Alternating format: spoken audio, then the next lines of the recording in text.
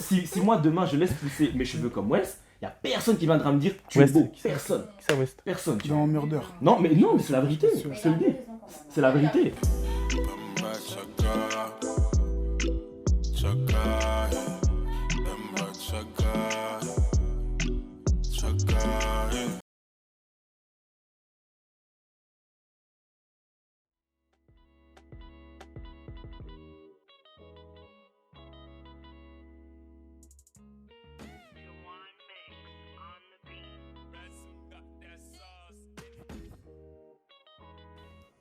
La question c'est, est-ce qu'on découvre qu'on est noir en réalité? Je pense qu'on sait tous qu'on est noir, mais on ne sait pas trop ce que ça implique et ce qu'on découvre. Moi personnellement, c'est même dès la maternelle, tu découvres que ça dérange en fait.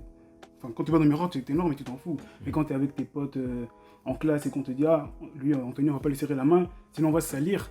Tes amis rigolent, tu commences à comprendre que je suis un peu différent des autres, il y a un truc qui cloche. À partir de ce moment-là, tu commences à découvrir par des expériences personnelles, par des remarques désobligeantes, etc. que il y a un truc qui va pas. Moi, c'est plus les autres communautés qui m'ont rappelé que j'étais noir. Enfin, moi, perso, je le savais déjà que j'étais noir. Enfin, ça se voit déjà, je vois qu'il y a des gens plus clairs, plus sombres et tout. Mais ça ne dérangeait pas. Mais vraiment, être noir dans la société, on le ressent au contact des autres qui ne vivent pas avec nous. Par exemple, ma première expérience, c'était à l'île de la Réunion, où il y avait un peu beaucoup de racisme. Les Réunionnais nous disaient bande Comore et tout, genre on était inférieurs. Mais voilà, c'était un racisme un peu moins agressif que ici. Mais les Réunionnais sont pas noirs. Si, enfin, il y a des Réunionnais noirs, des métis et tout, mais genre il y a une partie, les Indiens, hein, enfin, comment on appelle ça, les Malbars, c'est eux qui disaient ça par rapport à nous, enfin, qui venons de Mayotte. Et vraiment, l'expérience qui m'avait le plus rappelé que j'étais noir, c'était quand je suis venu en France. Il y avait un petit blanc qui se faisait agresser par des Maghrébins et des Noirs. Et voilà, je viens du bled, j'ai grandi avec tout le monde et tout. Je vois le blanc, il s'est agressé, donc je viens l'aider. Et il était en pleurs et tout, je viens l'aider et il me dit dégage, sale singe. Il m'a dit ça clairement, il m'a dit ça. Et moi, à un moment, sur le moment, genre, j'ai eu un bug et j'ai dû lui mettre une balayette pour savoir si j'étais pas en train de rêver. Voilà. J'ai fini dans le bureau du proviseur adjoint et le gars commence à... Vraiment, c'est là où j'ai vraiment senti le racisme, parce que j'étais en France avant. Il me demande est-ce que je suis français. Il me dit de chanter les devises de la France. Il me dit à un moment chante la Marseillaise et tout, etc. Après, il me demande est-ce que tu es fier d'être en France et tout, juste parce que j'ai frappé un petit blanc, tu vois. Qui t'a insulté de singe. Ouais, qui m'a insulté de singe. Du coup, ça a duré comme ça, il me pose des questions sur la France et tout, etc. Après, à un moment, il y a ma tante qui arrive et je m'étais fait virer quelques jours. Ouais. Donc, c'est cette expérience-là vraiment qui m'a rappelé qu'en fait, dans ces sociétés-là, dans ce pays où je suis venu, bah, j'étais noir en fait. Et voilà. C'est chaud. L'expérience qui a fait que j'ai compris que j'étais noir, c'était mon seul et unique voyage au Congo. Pour moi, il y a clairement un avant et un après ce voyage. Tu vois, le truc, c'est que, très jeune, je pense comme beaucoup d'entre nous, j'ai vécu, tu vois, le racisme tôt. Tu vois, mais vraiment tôt. Mais quand tu vis ça, t'es un peu perturbé, tu vois. T'es perturbé, tu te poses des questions et tu te demandes pourquoi t'es rejeté, pourquoi t'es comme ça, et tu cherches à te rapprocher, tu vois, de ceux qui semblent être rejetés comme toi. Et le truc, c'est que quelque part, tu vois, ces questions, elles sont un peu mises de côté puisque jusqu'à un certain âge, on fréquente des cercles qui sont majoritairement blancs, tu vois. Donc, du coup, on se pose... on va pas trop en profondeur dans les questions. Mais quand j'ai mis les pieds au Congo, et c'est là que ça a percuté, tu vois. Toutes les connexions, elles ont commencé à se faire, tu vois. J'ai vu d'où est-ce que je venais, où mes parents ils ont étudié, grandi, la famille, mon héritage culturel. Je me suis dit, ah ok, donc moi je suis comme ça. Et quand je suis rentré du Congo, j'étais quelqu'un d'autre. Ah, clairement, c'est là que j'ai compris que ouais, je suis noir, je viens de là-bas, tout ça. Et à partir de ce moment-là, je devais avoir 12 ans, je crois. Là où ça a changé ma vie, ça, clairement. C'est vrai que quand t'es un homme noir et que t'es jamais allé dans un pays, un pays où on est majoritairement noir, enfin je dis pas l'Afrique parce que y a aussi les Antilles, etc., où il y a majoritairement des noirs. C'est vrai que tu n'as pas vraiment une bonne confiance identitaire, vu que j'ai eu la même expérience que toi, mais moi c'était vraiment beaucoup plus tôt. Ouais. C'est mes parents qui m'expliquent, hein, Ouais. que bah, justement quand je vivais ces expériences désobligeantes à l'école de par mes camarades, moi je me posais même des questions, je me demandais même pourquoi je blâmais même mes parents, pourquoi Ouais. je suis Ouais, noir, pourquoi je suis noir? tu Parce vois, tous mes que, tu amis vois. sont blancs, pourquoi moi je subis des petites critiques comme ça en classe. Moi j'ai rien Mhm. demandé, moi je juste joué Ouais. avec eux, tu C'est vois. vrai, c'est vrai. Et mes parents disent ok, on va t'emmener en Afrique, tu vas comprendre que c'est pas un supplice d'être noir. Mhm. Tu vois, donc tu arrives, tu vois un pays où, bon, il y a que des noirs, ça te Ouais. choque même au début, Ouais, de ouf. puis tu commences à avoir confiance, toi tu dis, Ouais. en fait, c'est juste que, Mais c'est stylé, ce c'est vrai, truc. Ouais. c'est pas mal, hein. Ouais, c'est quand même pas mal, tu vois. C'est quand même pas mal, tu vois. Ouais. Et ouais, c'est vrai qu'après quand tu reviens, ben, avant tu savais déjà que tu étais noir, tu savais déjà que ça te dérangeait, mais c'est vrai que ça apporte une certaine confiance, Ouais. une certaine confiance identitaire que tu n'avais pas avant. Maintenant, il y en a qui quand même n'ont jamais été en Afrique, qui arrivent quand même à avoir Ouais. cette confiance de par leur éducation ou que sais-je, mais je trouve que c'est un passage important quand même. Ouais. C'est vrai, c'est vrai. Ouais, genre de se reconnecter à ses racines. Ouais. Ouais, il y en a, ils en ont besoin. Oui, mais bien sûr. Mais Oh, franchement, ça va, hein. non, Enfant. moi, si. Moi, perso, j'ai souffert, comme je disais tout à l'heure. Moi, tu vois, les remarques, le racisme, la négrophobie, tout ça, moi, dès l'âge de 5 ans, tu vois, c'était des remarques du style je peux pas te donner la main parce que t'es noir, Mhm. t'as la couleur du caca. Ma maman, elle a dit que je pouvais pas parler avec les noirs. Et au fait, plus j'ai grandi, plus tu vois la violence des expériences, elle a augmenté, tu vois. Mhm. Là c'était l'école, mais j'ai joué au foot, et donc sur les terrains de foot aussi, tous les week-ends, c'était des sales singes, c'était King Kong, Donkey Kong, machin. Je me souviens, il y a un match, on jouait contre une équipe d'Anvers, et le capitaine de l'équipe adverse, il m'avait insulté de choco, tu vois. Mais c'était un blanc, tu vois, il était devenu tout rouge, tu vois. Tout simplement parce que j'avais un petit coup d'épaule, tu vois. Mhm. Et puis il a commencé à pleurer. Ouais, choco. Et moi, je me souviens, ce match-là, tu vois, j'étais en pleurs. Genre, je te promets, je voulais plus jouer. Et donc, tu vois, j'ai couru dans le vestiaire et tout. Et il y a mon coach. Encore une fois, ça aussi, c'est une réaction de sa part qui est problématique. Il me dit, ouais, sois plus intelligent et tout. T'es plus fort que lui. Remonte sur le terrain, marque et tu les fais taire et tout, tu vois. Bon, moi, j'étais petit. Et donc, je l'écoute, lui, l'adulte, tu vois. Et je suis remonté sur le terrain. Mais aujourd'hui, tu vois, si ça se passe, je vais me dire non, gros. Là, tu vois, moi, j'ai plus envie de jouer. Enfin, j'ai plus l'esprit pour ça, tu vois. Évidemment, allez, à cet âge-là, j'avais 11 ans. Donc, je suis remonté sur le terrain. Mhm. Mais je pense que ma réaction, elle illustre bien à quel point ce genre d'expérience, ben, ça peut faire mal, au fait. Tu vois, j'ai 25 ans. Allez, t'es toujours confronté à ça. Quand t'es un enfant, tu comprends pas trop pourquoi les gens sont méchants. Tu n'as pas fait des analyses sociétales, etc. Donc tu peux pas savoir pourquoi les gens t'attaquent. Tu sais juste que tu es noir et que tu subiras des petites remarques et que les gens vont rigoler. Même tes amis vont rigoler des Ouais. blagues des Ouais. petits racistes, hein, Ouais. parce que tu es noir. Donc c'est vrai que ça blesse. Mais en grandissant, je pense que ce sont plus vraiment les remarques désobligeantes qui vont vraiment me faire mal. Si quelqu'un vient chez moi et vient me dire ça noir, je vais limite avoir de la pitié pour la personne. Je vais dire, bon, écoute, ton niveau intellectuel est tellement bas que je ne peux même pas me permettre de me vexer parce que tu me dis. Quand tu es un enfant, tu n'as pas cette force. Comme Ouais, tu dis, t'as pas cette force. comme tu dis, tu avais 11 ans, on te dit, va sur le terrain, sois fort, Black Panther. Ouais, Non, c'est ça. t'as 11 ans. T'as Tu vois, 11 tu ans. es un enfant, tu peux pleurer. Non, On t'a vexé, c'est tu ça. vois ce que je veux dire. C'est ça. Et c'est ça qui est dur, peut-être en tant qu'enfant noir. C'est que tu es trop jeune pour subir ce genre de discrimination. Mhm. T'as pas les capacités intellectuelles pour comprendre que ces gens-là ne valent rien. Et ça peut être difficile. On nous apprend pas à gérer les émotions, tu vois. C'est genre, prends sur toi, ne pleure pas, Mhm. c'est pas grave, nan. Ok, je suis noir, mais je suis humain, tu vois. Mhm.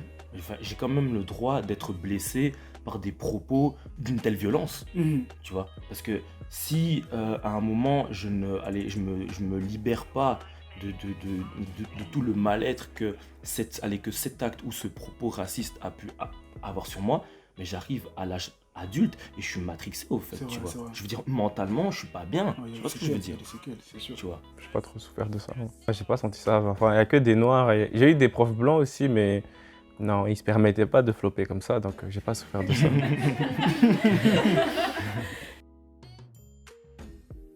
Quand tes parents te disent que, écoute, si tu veux être considéré comme égal à quelqu'un qui a des moins bonnes compétences que toi, tu dois travailler 3 fois plus. Tu comprends pas, enfin, tu te dis, oh, comment ça, je dois travailler 3 fois plus pour être considéré comme égal à quelqu'un qui a des compétences Moindre que toi. moindres que Ouais. toi.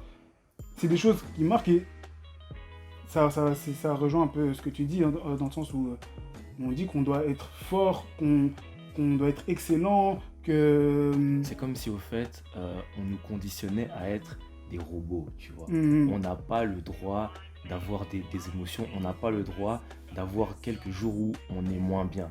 Moi, ça m'a impacté dans la mesure où, avec la jante féminine, il y a certains moments où j'avais du mal à mettre des mots sur ce que je ressentais, tu vois. Puisque on m'a toujours dit, oui, un homme, ça ne pleure pas, un homme noir, ça ne pleure pas, un homme noir, il doit rester comme ceci, il doit être comme cela, nanana. Et donc, du coup, allez, à force d'entendre ça pendant des années, ah ben, je veux dire, tu vois, allez, tu gardes tout ça, tu vois. Et allez, plus tard, ben, ça a des conséquences sur tes rapports humains avec les autres, tu vois. Et évidemment, avec l'âge et tout, ben, tu apprends à déconstruire, tu apprends à gérer tout ceci et à mettre des mots sur ce que tu ressens.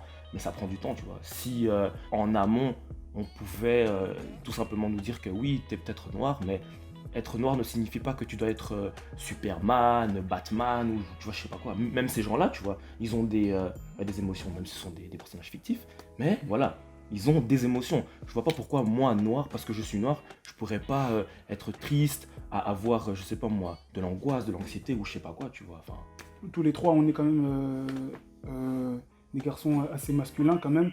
Donc, ça nous a pas vraiment, je pense que ça nous a pas autant impacté que par exemple d'autres garçons noirs qui sont peut-être un peu moins masculins, peut-être un peu plus renfermés, Enfin, peut-être ouais. un peu plus... ouais, je vois ce que tu vois ce que je veux Ouais, dire. vois ce Et que je tu pense veux que ces dire. gens-là, pour eux, je pense que ça a été vraiment un réel problème parce que peut-être qu'ils n'étaient pas très forts au sport.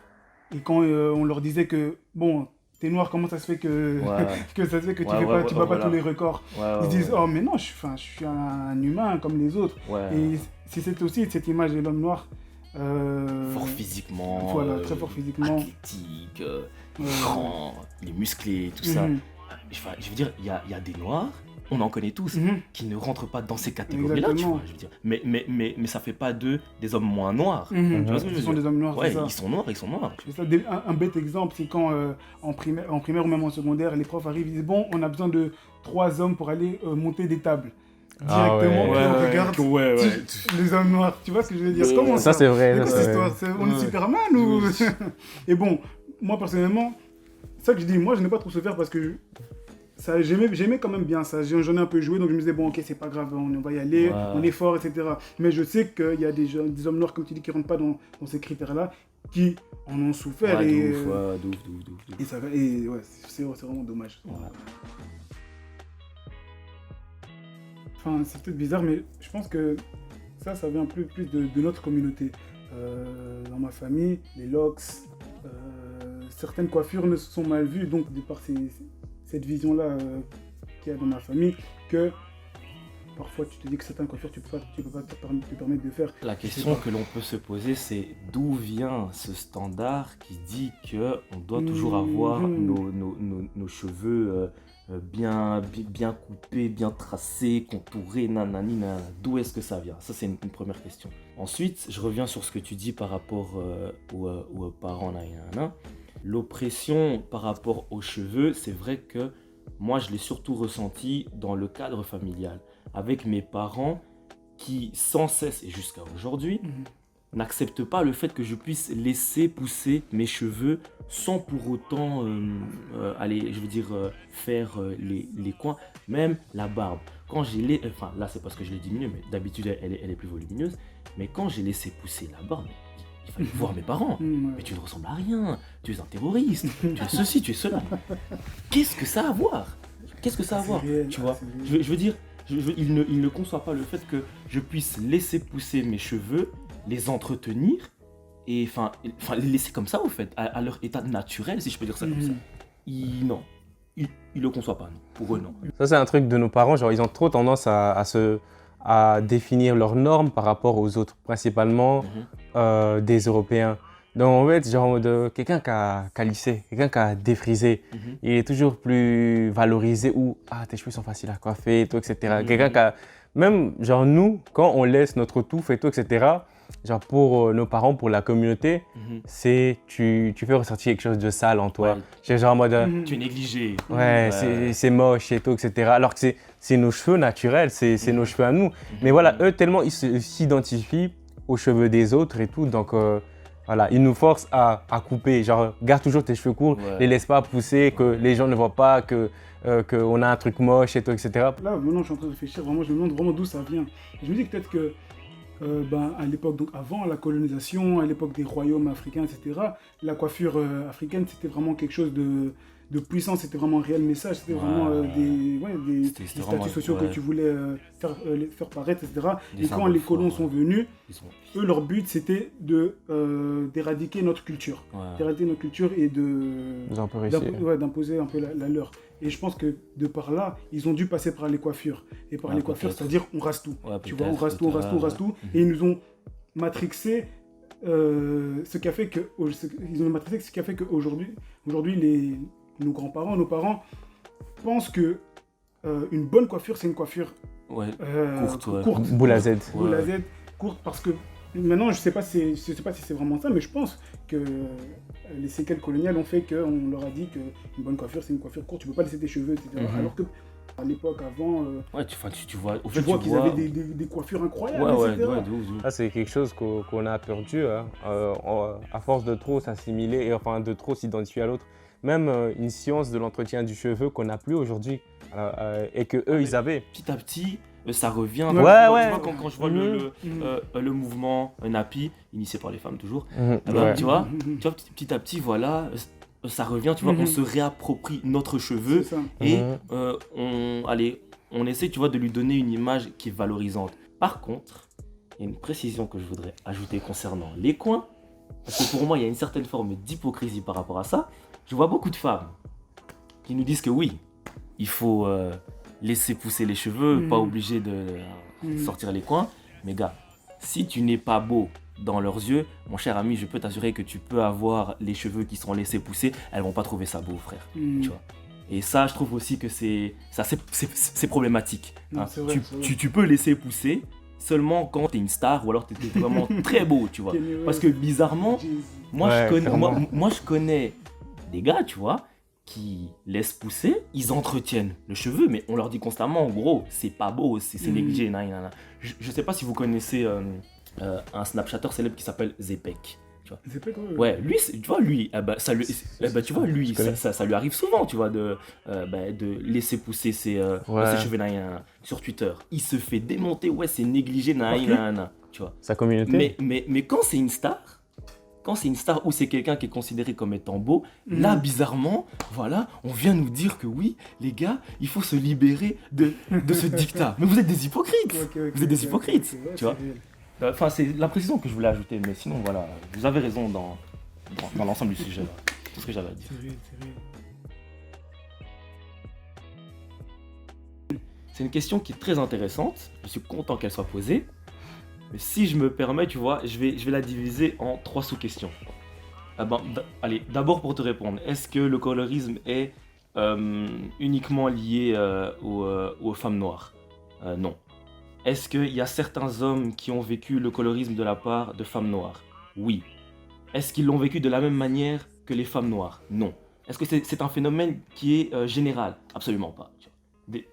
Ça, je pense que c'est important de le préciser parce que dans la tête de certains hommes noirs, ils mettent ça en opposition au colorisme qu'ils font subir aux femmes noires alors que ça n'a rien à voir, tu vois. Ça n'a strictement rien à voir. Et ensuite, la précision que j'apporterai à toutes ces questions, c'est que même si, tu vois, nous, hommes noirs, certains ont subi le colorisme d'une certaine façon, négrophobie et racisme, nous, tu vois, à l'inverse de la femme noire, quand on ira mettre au fait le pied dans les autres communautés, ben, on sera accepté parce que dans leurs yeux, on est considéré comme étant beau, tu vois. Ce qui n'est pas le cas de la femme noire. Elle est rejetée par tout le monde, elle est considérée comme étant vilaine par tout le monde.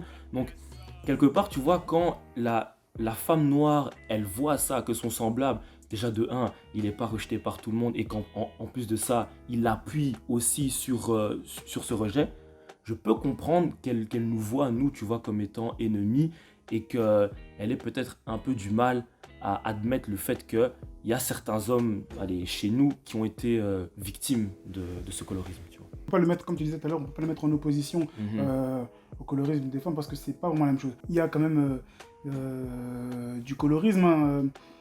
Je pense que c'est un phénomène général chez les Noirs. Les tendances changent un peu. Il y a encore 6-7 ans, je sais que ce qui était à la mode, c'était les light skin, donc les garçons métis qui léchaient leurs lèvres sur Facebook. On se rappelle bien, c'était vraiment à la mode à l'époque. Et donc, nous, on nous appelait un peu charbon, donc j'entendais des trucs d'ici, non, moi jamais je vais mettre avec un gars charbon comme lui, tu vois. Bon, toi, tu te regardes, tu dis, moi, je suis pas trop light skin, tu dis, comment je vais faire, tu vois. Mais bon, tu passes parce que, bon, quand même, comme tu dis, malgré tout, on était quand même accepté par d'autres femmes, mais c'est ça, c'était pas un concept vraiment très très général, mais qui existait. Maintenant, je sais pas comment ça se fait, mais le dark skin est devenu à la mode, et le light skin est devenu un peu délaissé. Maintenant, j'entends beaucoup plus de filles noires dire moi je peux pas mettre avec un light skin, il faut un beau dark skin, j'en entends plein, et je sais que ça se passait pas comme ça avant. Donc maintenant peut-être que le colorisme chez les garçons c'est un peu inversé, c'est bizarre, mais donc il existe, mais on peut pas le mettre en opposition au colorisme des femmes noires. T'es pas light skin, t'es pas très curly, tout ça, etc. Ou t'as un gros nez, t'as pas le nez fin. Tu vois, ce sont des femmes noires qui nous ont rejetés parce qu'on n'était pas là-dedans, tu vois. Mais après, c'est vrai que, comme il dit, genre, ça commence à se déconstruire, tout ça. Et voilà, ça commence à généraliser que tu sois light skin ou pas, ou que tu sois dark skin. Voilà, tout le monde commence à être à peu près sur le même piédestal. Ouais, tu sais, moi, ça me fait penser que, allez, encore une fois, c'est pas un phénomène général, mais c'est quand même des choses que l'on a vues, on a été témoin de ça. J'ai vu des frangins à moi se tuer au Carolites pour plaire à des go.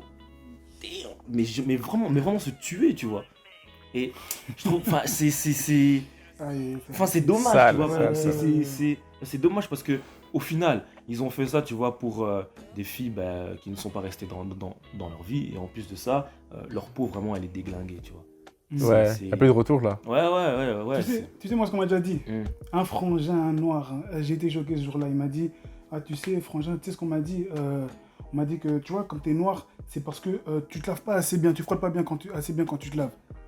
Frangin, le frangin, j'ai regardé, je me suis dit... Attends, c'est un frère qui a dit ça?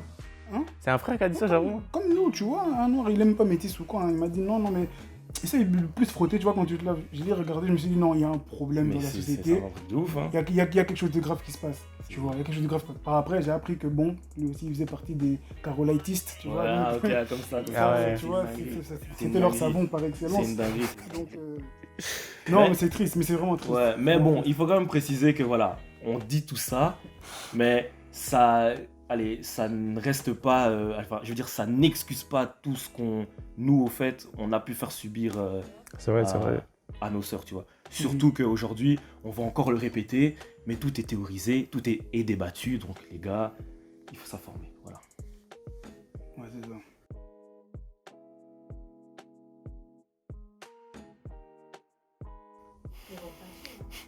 Non, c'est ça. Pour moi, genre, en mode, on peut pas se permettre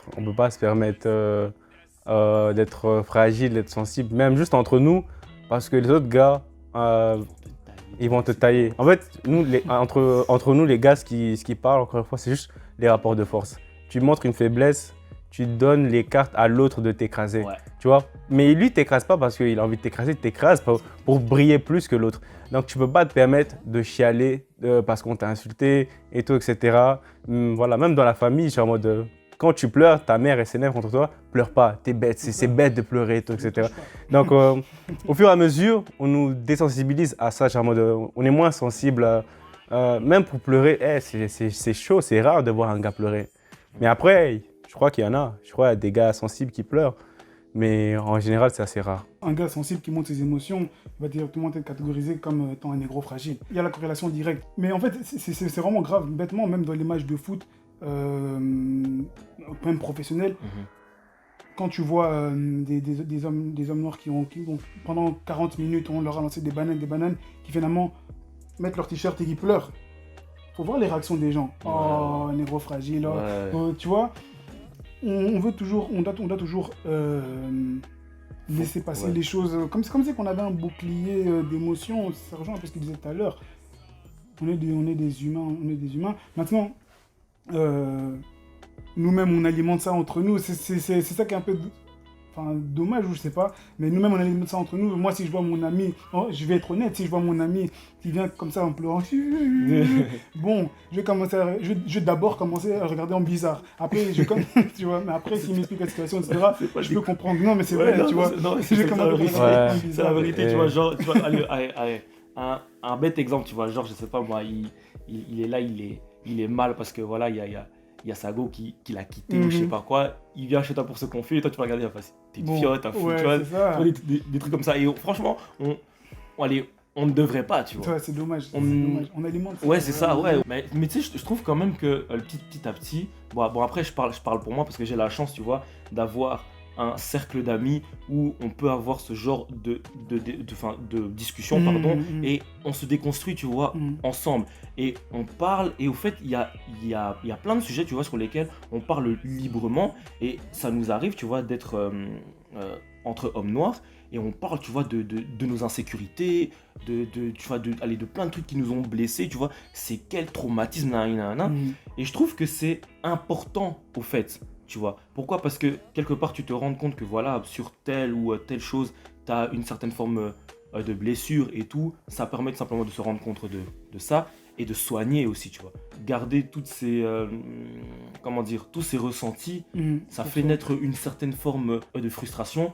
Et vient le jour où, je veux dire, tu vois, tu sais plus garder tout ça et ça pète. Et quand ça pète, mon ami, c'est pas beau à voir, tu vois. C'est ça. Et surtout, bon, là je parle de si tu extériorises ça avec tes amis, bah tu te rendras compte qu'ils ont aussi vécu et qu'ils vont bien te comprendre parce qu'ils l'ont aussi vécu. Et donc là aussi, ils vont te révéler des choses que tu ne savais pas parce que bon, charisme, hein, comme on dit, tu vois, donc on ne disait pas, je vais jamais te raconter ça. Et donc l'ami va arriver, il va sortir une révélation, tu vas dire, je vais te dire la vérité, moi ça m'est déjà arrivé.